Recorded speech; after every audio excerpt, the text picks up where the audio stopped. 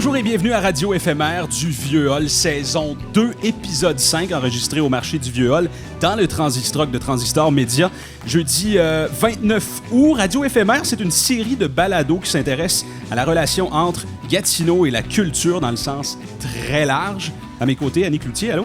Salut.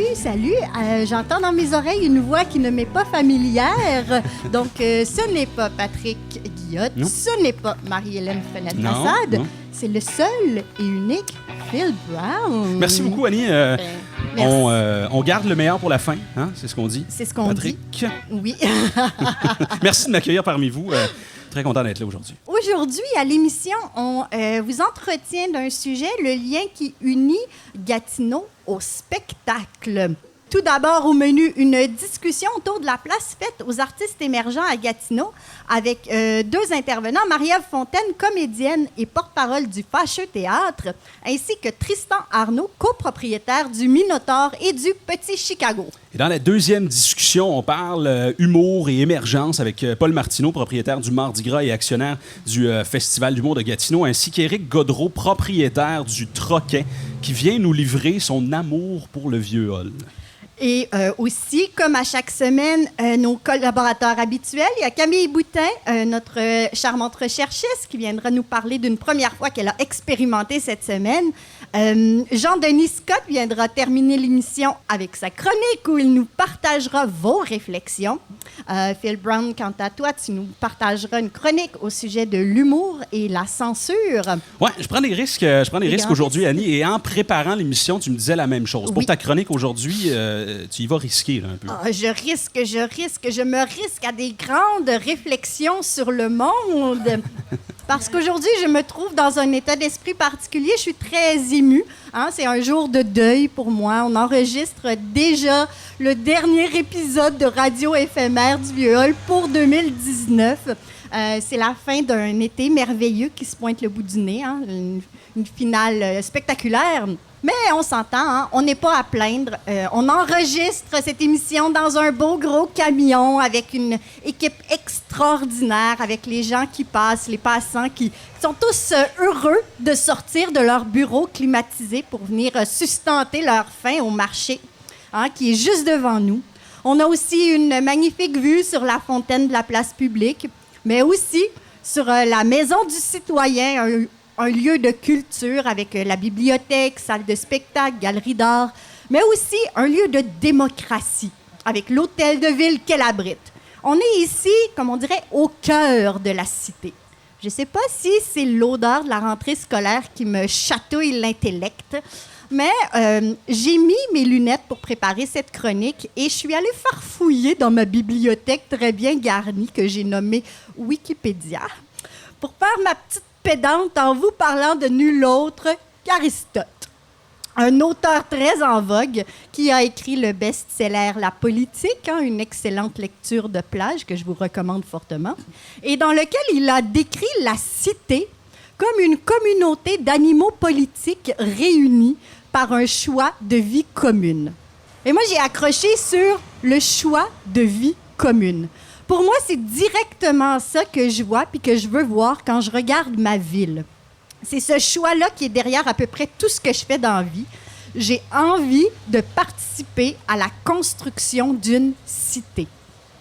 Puis, veut pas, Aristote, ça m'amène à penser à la Grèce antique, là où sont jetées les bases de la démocratie, mais aussi du théâtre. Bon, je sais bien qu'en mettant ensemble les mots Aristote, démocratie et théâtre dans la même phrase, je ne vais pas être la reine du bal cette année non plus. Hein? Mais je me dis qu'on pourrait peut-être, malgré tout, en profiter pour réfléchir à comment ranimer l'intérêt pour le vivre ensemble, en revenant peut-être aux bases du théâtre, à son origine. Ça m'a donné une idée, une motadine de bonne idée à part de ça.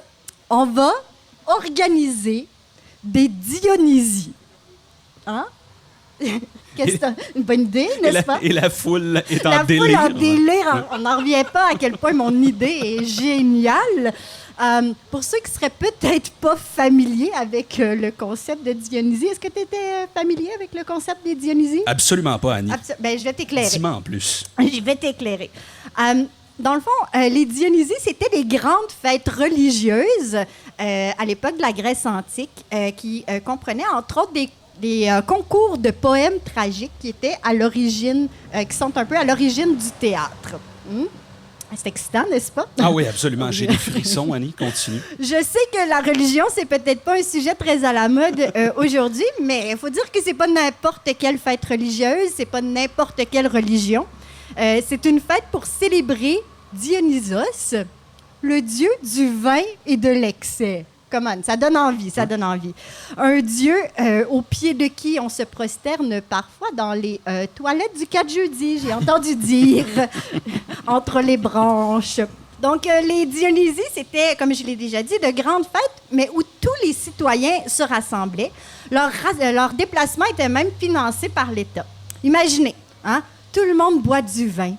Puis là, il y a un rituel extraordinaire qui attire des foules. Hein? Il y a un défilé, une grosse parade où les gens suivent un phallus géant. Les gens faisaient ça dans la Grèce antique, imagine-toi donc. Ça peut être surprenant quand tu y penses, c'est pas bête pantoute. Hein? Les petits vidéos coquins là, effacés de l'historique de navigation de plusieurs le prouvent. Le phallus a un pouvoir d'attraction phénoménal. Donc, on pourrait faire nos Dionysies, nous, ici, à Gatineau, sur la rue Laval. Hein? Tout le monde, toute la cité serait réunie. Une grosse gang de monde pompette qui suivent un gros pénis en papier mâché ou autre symbole peut-être plus adapté à notre réalité contemporaine. Puis là, à la fin de notre défilé, on se ramasse dans le parc Fontaine. Puis là, il y a Jean-Paul Perrault qui vient nous présenter les participants du concours de poèmes tragiques. Hein? Puis là, tous les auteurs de l'Association des auteurs de l'Outaouais, toute la gang de Slam Outaouais, tout le monde se donnerait là, pour écrire le plus beau poème tragique. Évidemment, Marjolaine Beauchamp débarque, puis à gang. Tout le monde est touché, ému, le vin aidant. Puis là, les célébrations finissent. Tout le monde s'en va se coucher. Fin des Dionysies. Je sais bien que ça réglerait rien, puis que mon pitch de vente était peut-être pas le plus efficace, on en convient. Puis que aussi, on est plus dans la Grèce antique, puis une maudite chance, hein, parce que les femmes n'étaient pas invitées aux Dionysies à l'époque. Ça veut dire que Marjolaine Beauchamp pourrait pas venir participer au concours, puis on passerait à côté de quelque chose de vraiment beau et fort. Donc, une bonne chance, on n'est plus dans la Grèce antique. Mais ça m'empêche pas de croire qu'il faut quand même toujours plus d'occasions de sortir de sa cour arrière puis de sa piscine hors terre pour se rencontrer, pour travailler sur le fameux vivre ensemble, pour faire l'expérience de la cité, avec ce que ça comporte de défis et de richesses. Alors voilà mon souhait pour le futur à Gatineau. Le théâtre et les phallus, vu par Annie Cloutier. Ah, mes deux passions. Donc, on va poursuivre maintenant avec une discussion très attendue sur la place de l'émergence en Outaouais, dans le Vieux-Hall particulièrement. Alors, j'inviterai Marie-Ève Fontaine du Fâcheux Théâtre. Salut. Salut Marie-Ève. Et Tristan Arnaud, tenancier de bar à spectacle plus spécifiquement, donc le Minotaure et le Petit Chicago. Bienvenue, merci d'être là. Merci, bonjour à tous. Donc, on vous a invité aujourd'hui pour qu'on puisse discuter de la scène culturelle, de ce qui se passe dans le monde du spectacle dans le Vieux-Hall et particulièrement en lien avec les nouveaux artistes, les tout jeunes artistes dont le Fâcheux Théâtre fait partie. Donc, le Fâcheux Théâtre, toute nouvelle compagnie de théâtre qui se spécialise dans le théâtre de rue ou en plein air. Est-ce que c'est ça le mandat du Fâcheux Théâtre? Bien, pour l'instant, le mandat, moi, je suis là comme porte-parole. Hein. C'est Sylvain Sabatier qui est à l'origine de cette compagnie-là, qui existe depuis maintenant 3-4 ans. Il m'a briefé, là. Je vais dire les bonnes affaires.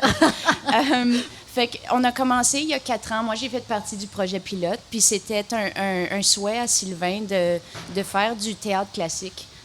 Chose qui, dans le milieu théâtral Gatineau-Ottawa, est pas très présent. On en fait parfois à l'université, mais sinon, on est surtout en théâtre en ce moment. On est dans la création de nouvelles œuvres. Et puis Sylvain, ben, il avait envie de voir, il allait voir des Shakespeare in the Park, qui est un concept qui marche vraiment fort partout au Canada. Oui, une tradition bien établie. Ouais. Puis il se disait, ben coudonc, pourquoi il n'y aurait pas des Molières dans le parc? Puis c'est drôle parce que on dirait que c'est une idée tellement évidente, mais Sylvain, il a dit, Colin, je le fais. Fait qu'il a parti un projet pilote il y a 4 ans. On a juste fait des petites scènes dans des événements publics. À la fête de la Saint-Jean, par exemple, on était dans un événement. Puis ça a assez bien marché. Le public a quand même bien répondu. Puis Molière, ça a l'air fancy dit de même, là, mais c'est vraiment du théâtre accessible. Puis ce que Sylvain souhaitait avec cette compagnie-là, c'était de démocratiser le théâtre, alors de le rendre accessible à tous, autant aux petits bums du coin que madame qui est sur le conseil d'administration du Conseil des arts du Canada. Alors, c'est ça qu'il a fait avec cette compagnie-là. Puis depuis 3 ans, ils sont installés au Parc Fontaine, en bas de la butte. Et puis, ils font des spectacles complets de Molière à tous les étés pendant une couple de semaines, puis ça marche vraiment bien. Oui, puis tu as fait partie de la distribution cet été. Oui, avec grande joie. Oui, et puis je voulais savoir, de ton point de vue de comédienne, est-ce que tu sens que les gens qui sont venus vous voir ou qui sont tombés sur une représentation un peu par surprise, par hasard, est-ce que vous avez eu un bon feedback, comme on dit, de la part du public par rapport à une offre qui est nouvelle? Oui, bien, je vais répondre par une petite anecdote. Oui. Pendant nos répétitions, à peu près 1 ou 2 semaines avant, on était déjà dans le parc en train de répéter. Fait que le monde avait déjà accès à notre processus de création. Puis il y avait un gars en particulier, un bum qui avait un sac jaune du tigre géant avec ses bières dedans, qui venait tout le temps s'asseoir sur la butte pour nous regarder répéter. Fait que lui, il a commencé à pogner les jokes au fur et à mesure des répétitions, puis il s'attendait au moment qui arrivait. Puis quand le show a réellement commencé, puis qu'on a invité un public, ce bum-là, il était assis en avant, puis c'était comme notre claque. On dit au théâtre, dans le temps, il y avait du monde qui était embauché pour s'asseoir en avant, puis applaudir, puis rire.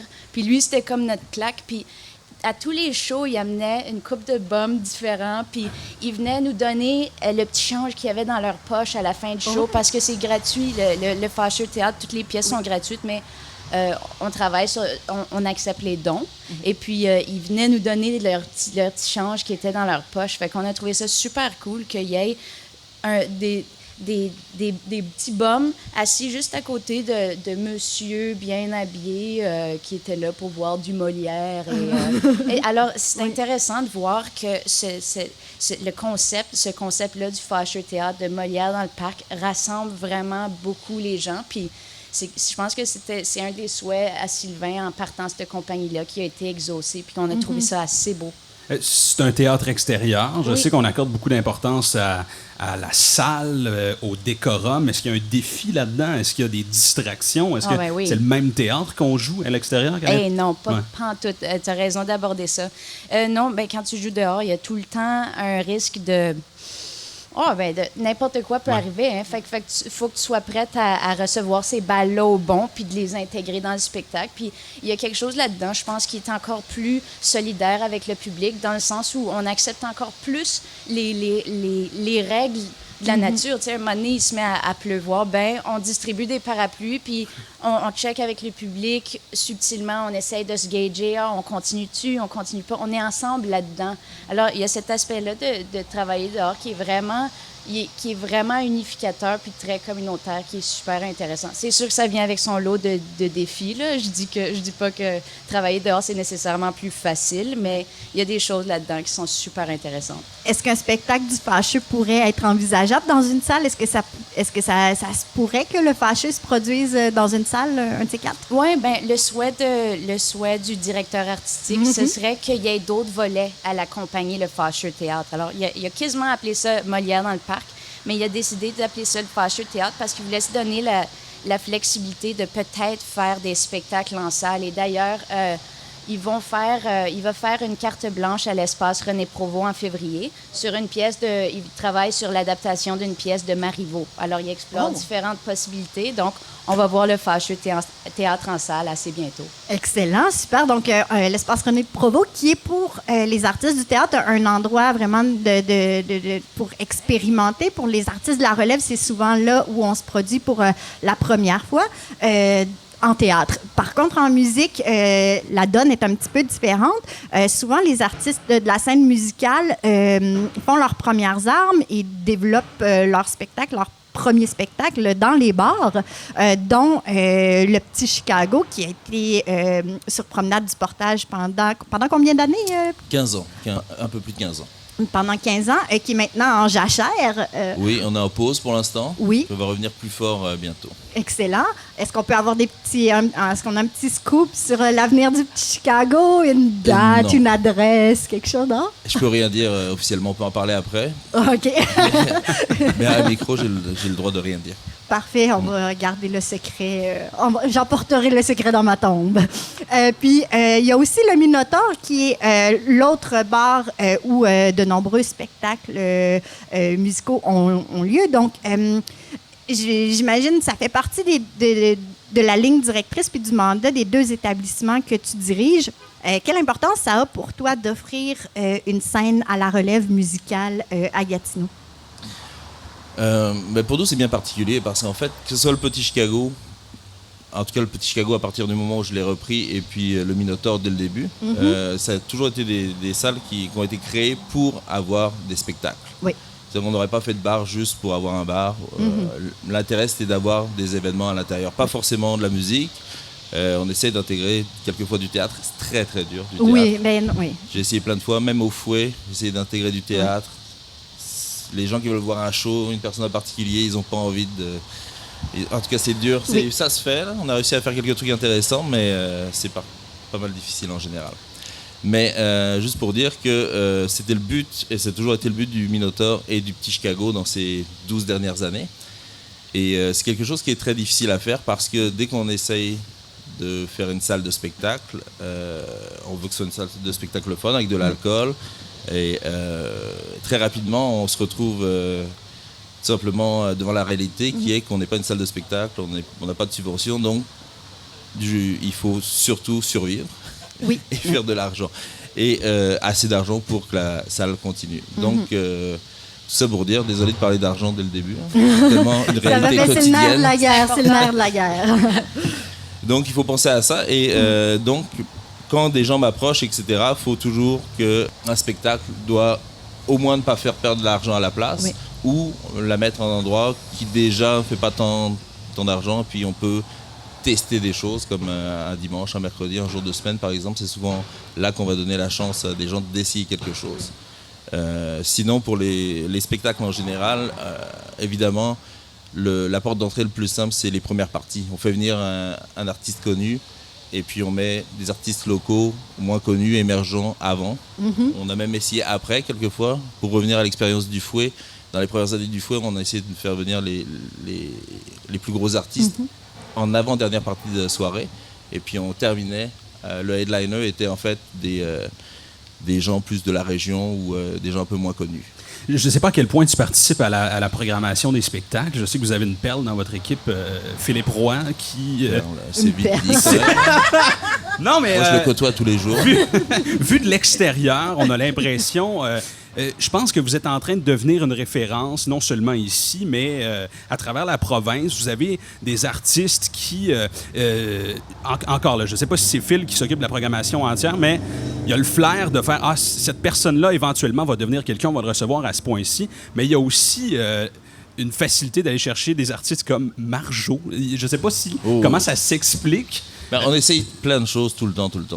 Maintenant, j'avoue que c'est quasiment Phil qui s'occupe juste du booking. Avant, c'était juste moi. Ensuite, on a partagé les tâches. Maintenant, c'est principalement Phil. Puis il fait, tu as raison de le dire, sérieusement, il fait très, très bien ça. Puis produire des spectacles, c'est vraiment particulier. Hein. Pour revenir au niveau de l'argent, c'est impossible. En tout cas, c'est sûr que tu perds de l'argent quand tu produis des choses. C'est pour ça que nous, on essaie de rentabiliser aussi avec de l'alcool en parallèle. Si on était une salle de spectacle sans subvention, on serait déjà mort depuis longtemps. Et Phil prend ce risque-là lui-même, bien souvent. Comment dire ? En tout cas, il se sacrifie beaucoup pour faire venir plein d'artistes vraiment intéressants. Et on a essayé Marjo, ça a marché. On a essayé plein d'autres mondes dont personne n'a idée. Hein. Puis quand ça marche, c'est vraiment le fun. On essaie de faire des bons coups, comme on dit. Et puis, ce qui est le fun, c'est quand on arrive à produire quelqu'un juste avant qu'il soit trop gros pour venir dans une salle comme la nôtre. je vais ramener ça à la considération monétaire parce que on n'a pas le choix quand on regarde justement une programmation comme celle du Minotaure de remarquer que il y a des groupes vraiment intéressants, des artistes à surveiller. C'est une programmation vraiment très riche. Puis tu dis justement qu'il n'y a pas de subvention, comme vous êtes un bar. Non, donc, dès qu'un commerce gagne son argent avec de l'alcool, plus personne ne passe d'argent. Impossible, personne. Mais pourtant, c'est en tout cas, je me Paye fais des la gens, voix, mais c'est dans le privé. je lance un cri d'injustice, à mon sens, parce que le Minotaure est un endroit qui contribue à la vitalité culturelle. J'ai vu la majorité des artistes de musique en scène au Minotaure. C'est là que je consomme le plus de musique live. Je seconde. Oui, donc c'est... est-ce que vous sentez qu'il y a une tâche qui vous revient sur les épaules qui devrait peut-être être partagée ailleurs? Ça fait longtemps que j'ai pas pensé ça, je l'ai accepté depuis longtemps. On est habitué. On sait que l'alcool, c'est mal vu par la société. Tu parlais tout à l'heure d'un défilé avec un gros phallus géant dans la rue. Ça serait mal vu aussi. Tu n'aurais pas d'argent pour ça, j'en suis sûr. Il y a des choses comme ça qui ne changeront pas. Je vais faire mon deuil de cette idée-là.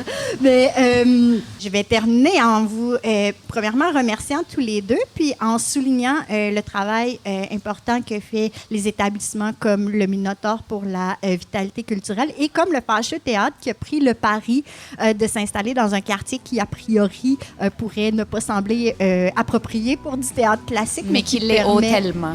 Hautement, oui. Donc, merci beaucoup, Marie-Ève Fontaine et Tristan Arnaud, d'avoir été avec nous aujourd'hui. Ça a été un plaisir de discuter avec vous de culture à Gatineau. Merci. Merci à vous. Merci à vous.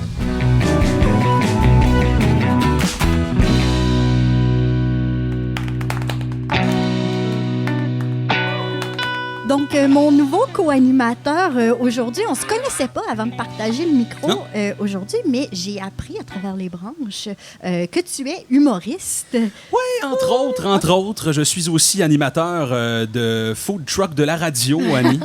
Alors, je me questionne aujourd'hui, pourquoi l'humour? Pourquoi autant de soirées? Pourquoi autant d'humoristes?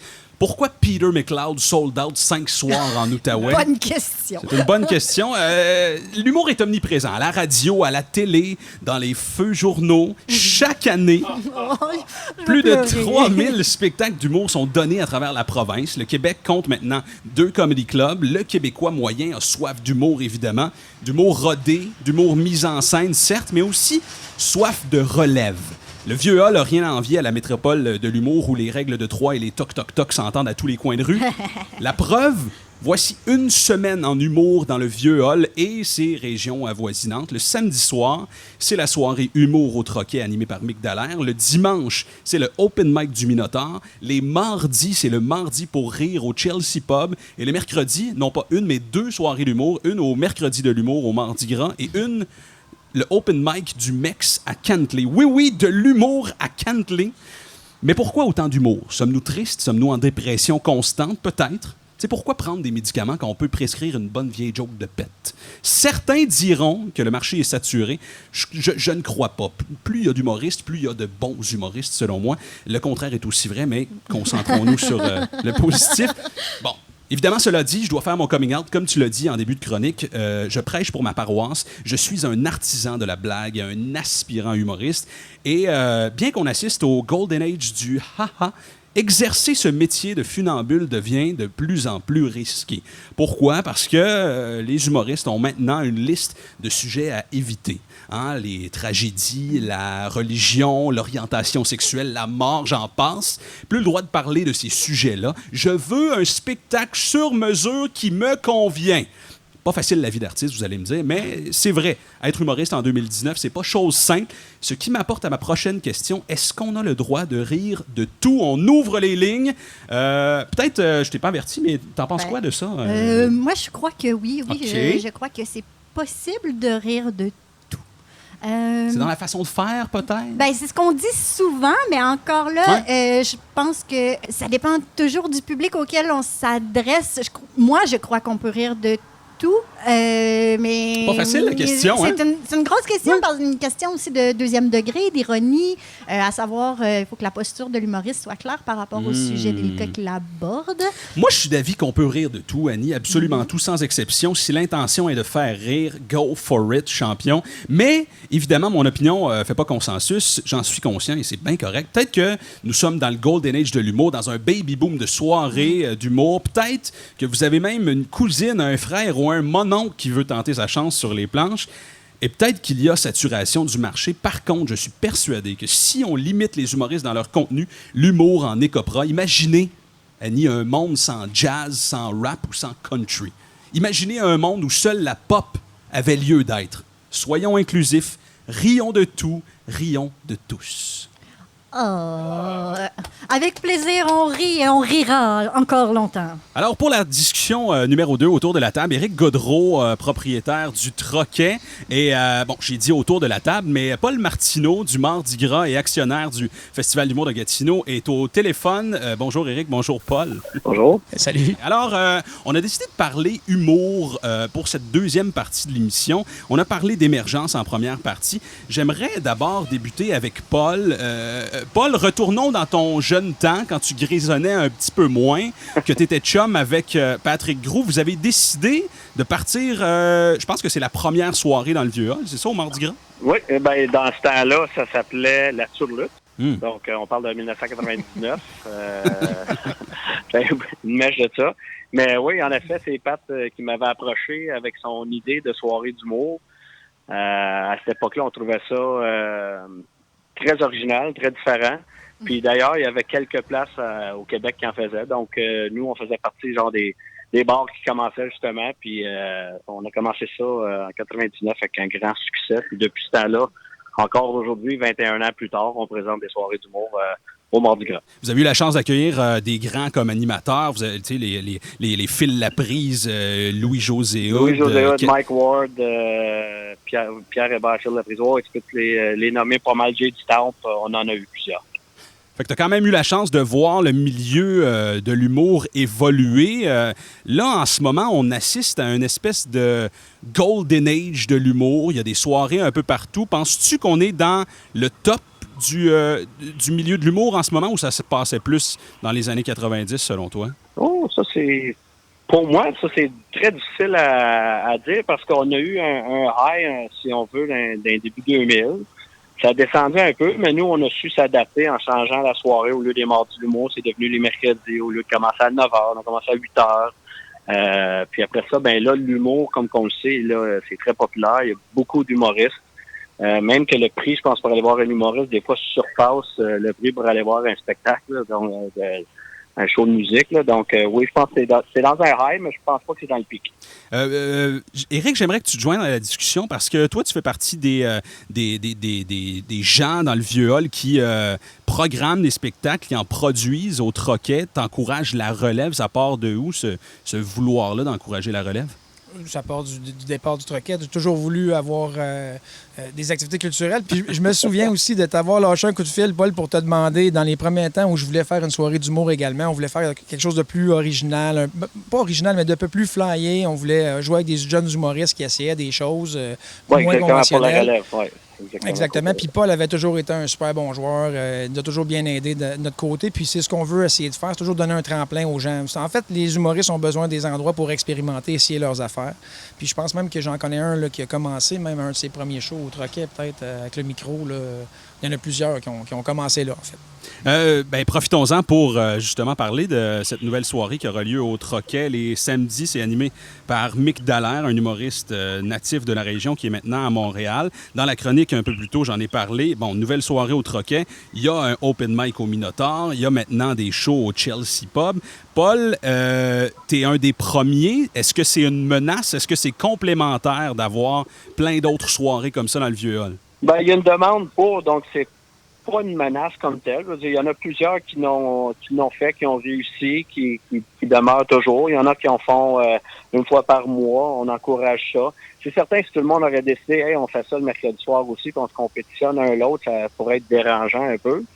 Mais faut pas oublier qu'ils encouragent la relève, qui est sensiblement nos futurs humoristes. Donc, c'est certain qu'on encourage ça. Comme au Festival d'humour, on a encouragé ça avec l'École nationale de l'humour qui sont venus présenter leur show le samedi soir aussi.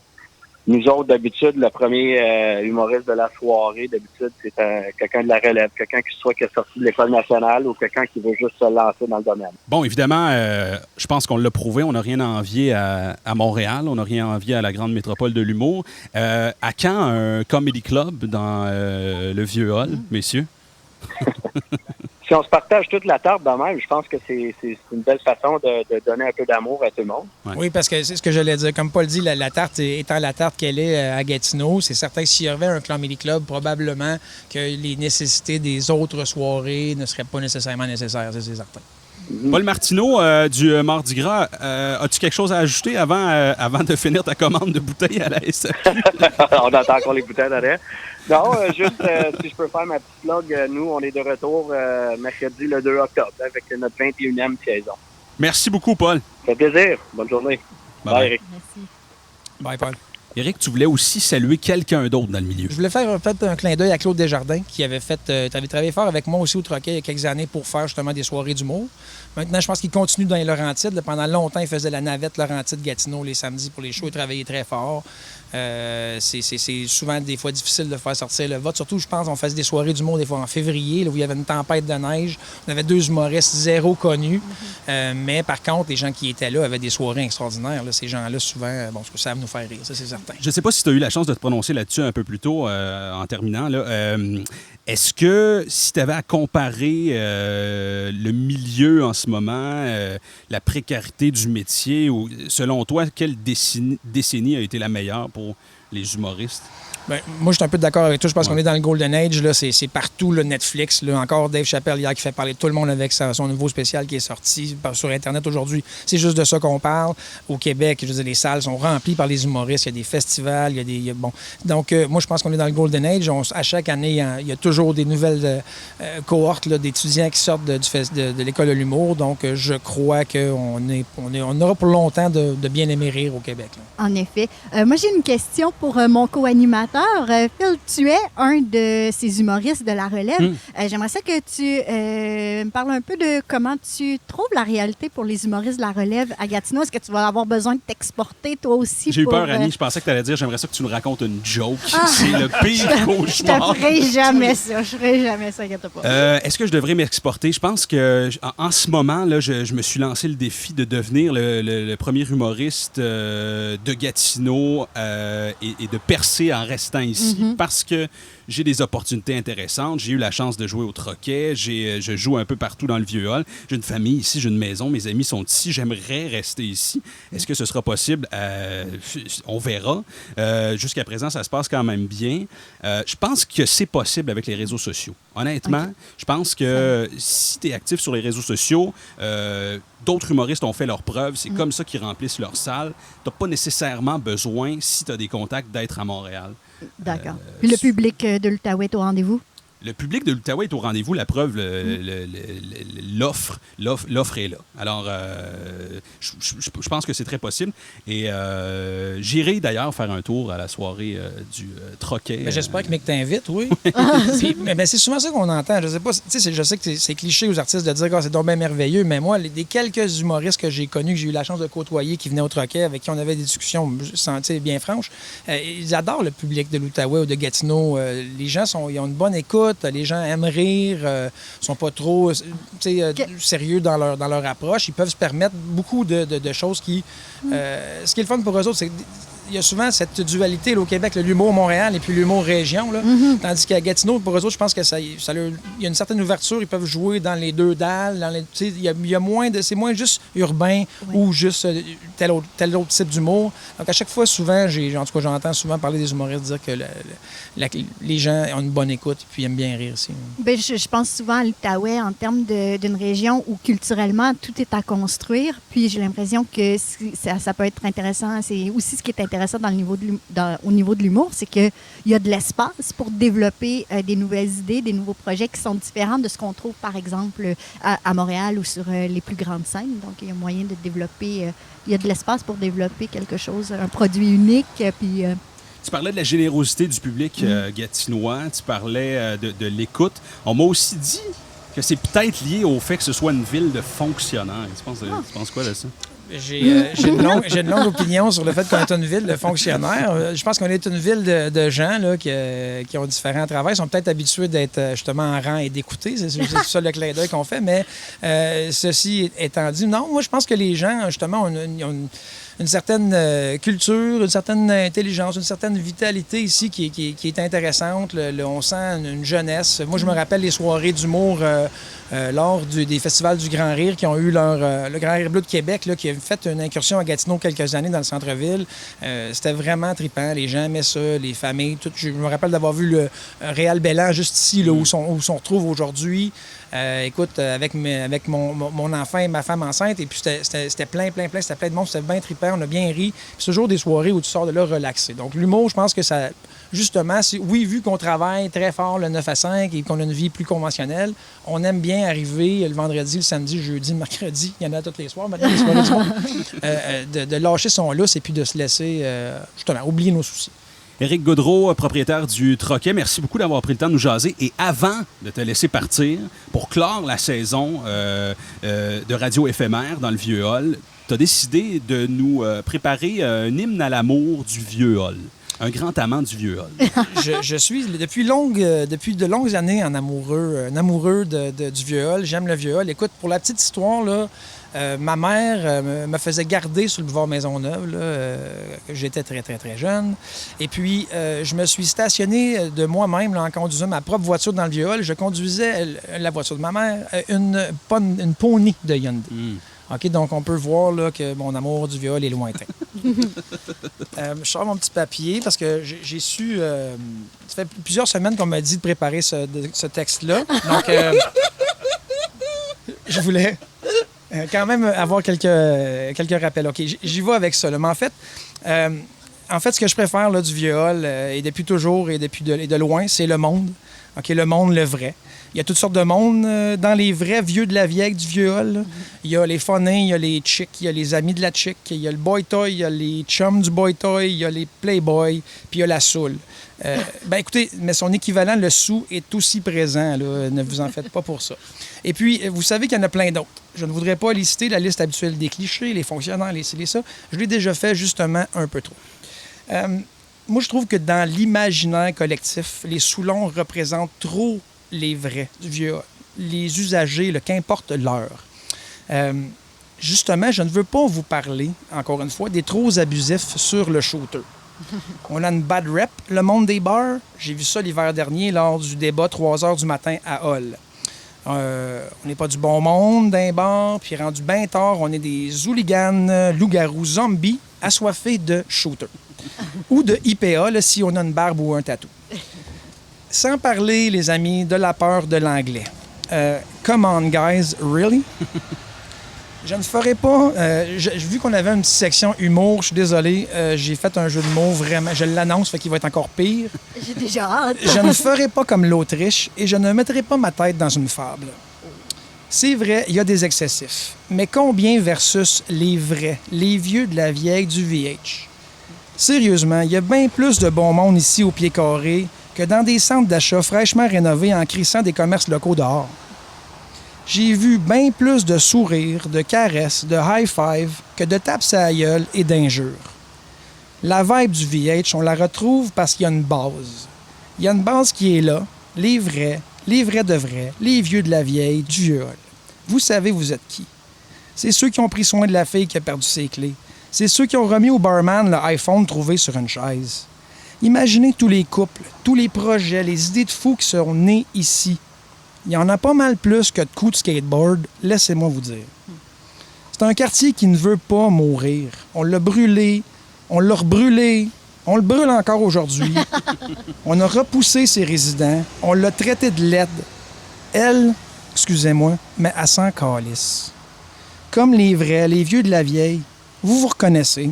Vous les connaissez, les noms des bars, des restos, des cafés. Ceux qui sont là aujourd'hui puis ceux qui étaient là hier. Qu'importe la génération, on va toujours trouver. C'est donc bien jeune, c'est. Ou que la musique doit être bien meilleure ailleurs. Les gens, les amoureux du viol, c'est ça le viol. C'est vos sourires, c'est vos souvenirs. Je vais vous dire un secret. Le viol, il est cool. Il a toujours été. Puis il le sera toujours. À qui le VH? À vous, le VH. All right. Hey, Yeah, wow. rock Bon, and ça, roll, c'est bravo. bon. Merci beaucoup. Puis merci au Transistrock de nous faire bien paraître aussi, le viol. Vous êtes souvent là pour nous mettre de l'avant puis faire connaître aux gens, faire tomber les préjugés, justement, du centre-ville. À une prochaine saison. À bientôt. Mais on va terminer l'émission de la façon on l'a fait depuis le début, c'est-à-dire avec nos chroniqueurs, en commençant par Camille, qui va nous présenter une autre première fois pour la dernière fois de la saison. Est-ce que je me trompe en disant que tu as dû sortir de l'Outaouais pour vivre cette première fois? Et oui, à cause des circonstances qui font en sorte qu'il n'y a plus de cinéparc dans la région, j'ai dû m'exiler du côté de Saint-Eustache. Et je dois vous dire que c'est de loin ma cascade culturelle favorite jusqu'à maintenant.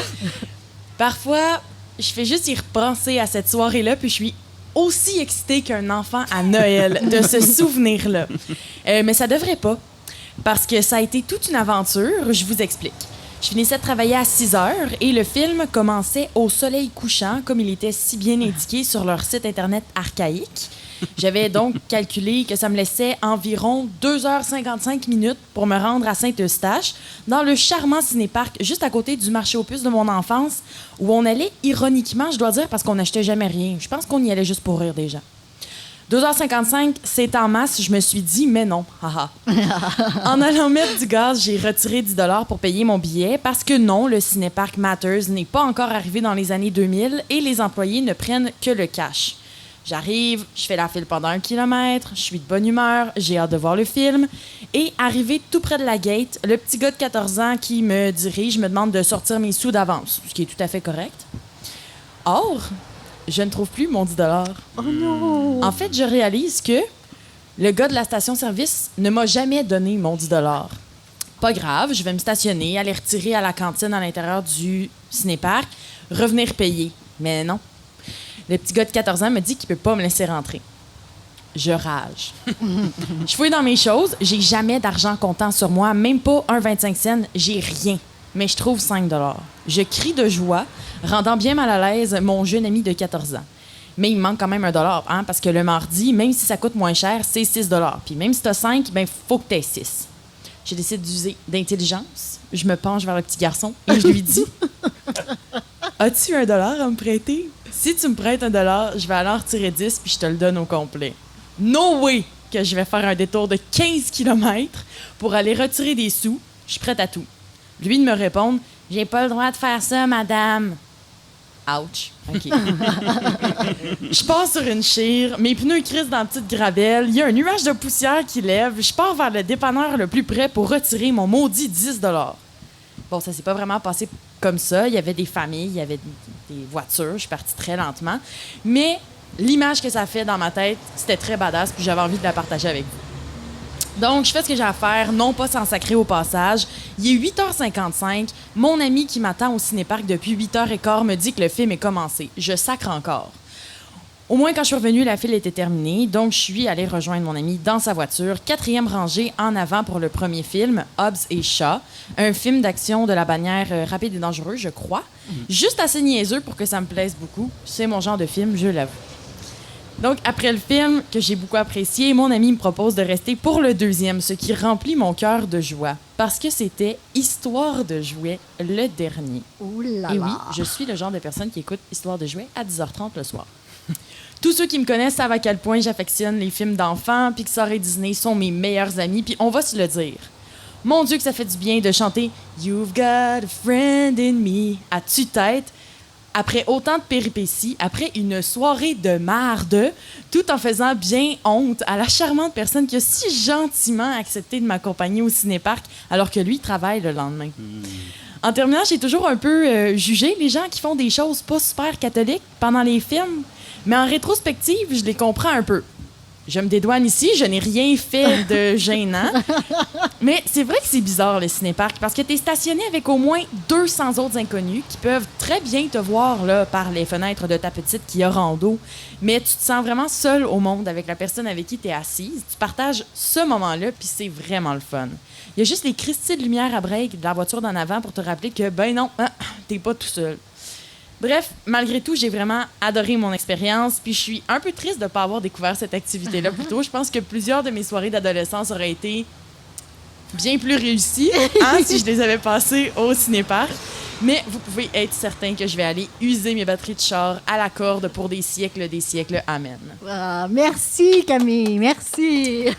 Alors, à chaque émission à Radio Éphémère, notre réalisateur vient nous présenter le commentaire du public. On accueille avec nous Jean-Denis Scott. Bonjour. Bonjour. Et, vous savez, ça n'a jamais aussi bien porté le nom, le commentaire du public. J'ai posé la question cette semaine, une question au sujet de l'émergence, de la place qu'ont les artistes de scène ici à Gatineau. J'ai aussi posé une question sur l'humour. Est-ce qu'il y a assez d'humour? Il y en a-tu trop à Gatineau? Et j'ai eu une réponse. Oh. Et c'est tout. C'est tout. Puis c'était juste oui. C'est correct, on a des bonnes places et c'est tout. Ce qui veut dire qu'on passe immédiatement au... Le commentaire du réalisateur. Oui, ça va être le temps de clore la saison de cette deuxième saison de Radio Éphémère. Et je vous ai écouté durant la saison et durant cette émission-ci. J'ai quelques commentaires du réalisateur, en commençant par Camille, qui s'est presque fait offrir un taux d'intérêt de Shylocking par un petit enfant, qui est d'ailleurs en prison aujourd'hui.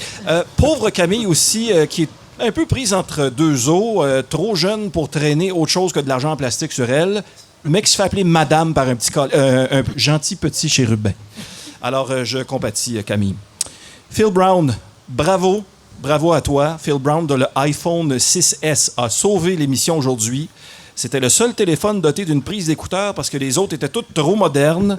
Alors, je suis un peu Apple fanboy à mes heures, mais dans ce cas-ci, Apple, fuck you. Hein? Ça a passé bien proche. Phil aussi, de toutes les émissions de Radio Éphémère que tu as animées cette saison-ci, aujourd'hui, c'était vraiment ta meilleure. Merci beaucoup, Jean-Denis. Merci. C'était de loin ta meilleure.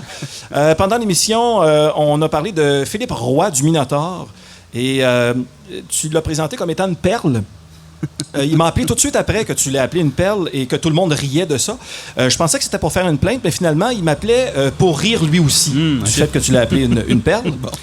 À la question, est-ce qu'on peut rire de tout? Je croyais que oui, mais je tiens à dire que on dit en anglais « comedy is tragedy plus time ». Donc, ce qui est l'humour, c'est la tragédie plus un peu de temps. J'ai déjà participé à une émission de radio qui faisait des blagues sur le 11 septembre 2001 et c'était diffusé le 14 septembre 2001. Je peux vous dire qu'on ne peut pas nécessairement rire de tout. Oui, j'ai encore quelques cicatrices pour le prouver. Passons maintenant à Annie. Farfouiller. Farfouiller, oui. Oui, c'est un verbe qui a été sorti dans ta chronique tantôt. Qui existe. Excellent, qui existe. J'ai vérifié. Alors, je pourrais le sortir pour un mot qu'on triple au Scrabble. Yes. Cela dit, c'est un synonyme de tripoter. Alors, il faut faire attention au contexte dans lequel on l'utilise. Bravo pour Aristote aussi. Citer Aristote dans un podcast, c'est très bien. Par contre, quand on est dans le camion de Transistor, on dit Aristroc. Faut pas se tromper. Adapter le contenu. Ta chronique aussi a fait des liens dans ma tête que j'aurais pas soupçonné. Honnêtement... Grèce antique, phallus et Jean-Paul Perrault. Dans la même phrase, là, c'est saisissant un peu. Un tour de force. Merci, Annie, de nous avoir accompagnés tout au long de cette saison 2 d'Éphémère. Et je garde de toi la meilleure citation de la saison que tu as dite aujourd'hui. Et c'est-à-dire? Phallus et théâtre, mes deux passions. Moi, Ça résume l'essence de mon existence. Il n'y a aucun contexte où c'est pas formidable comme déclaration. Évidemment, merci aussi à Camille, merci à Marie-Hélène, merci à Phil, merci à Patrick, merci à tout le monde que j'oublie. C'était bien le fun. Oui, bien merci à tout le monde. Merci à nos invités d'aujourd'hui et à tous les invités qui sont venus nous rendre visite dans le Transistroc au fil de la saison.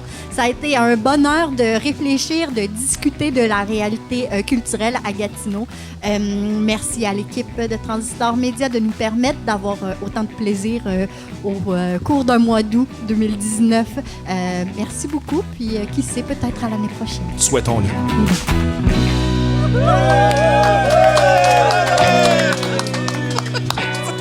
On va sortir de nulle part. Ça, c'est comme un fact. Ça, c'est un réalisateur. Ouais.